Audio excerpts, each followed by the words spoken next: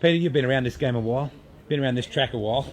You must be pretty pumped about what you're hearing so far about next year. Yeah, the excitement is pretty good from what I've heard so far today, and if it all pans out to what they say, it's going to be brilliant. Yeah. Modified sedan racing is getting bigger and bigger and stronger and stronger. Why is it there's such a good class? Well, they look like cars. They start from a base model, and it's a step up from the lower class, but it's an affordable class for most people. And there's a lot of really good paying races throughout Queensland, New South Wales and Victoria, isn't there? Yes, yeah, they've put on some really good shows up here for really big money, and it brings the good cars.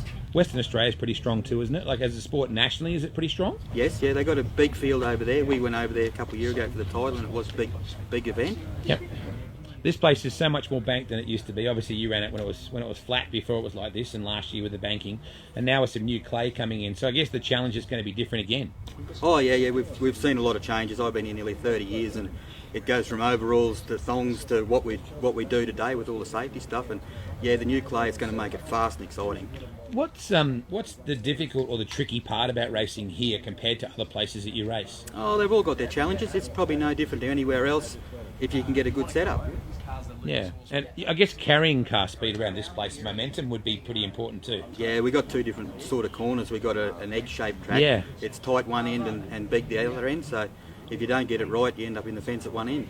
So that's really hard to see that how it's egg-shaped as such from just ground level. But what 1 and 2 is a lot tighter.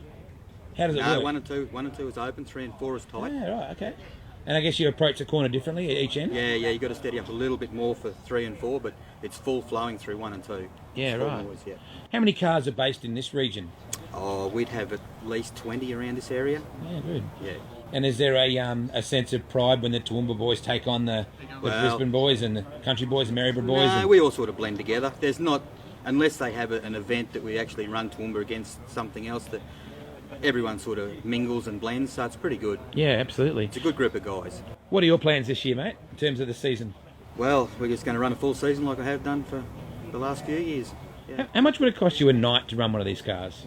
Oh, depends on the track itself and how much you tear up. Like an average night, you probably put in $1,000, I suppose. Oh, that's a fair amount of money. Yeah. Well, I've got 2 cars, so Why do you race these cars? love them.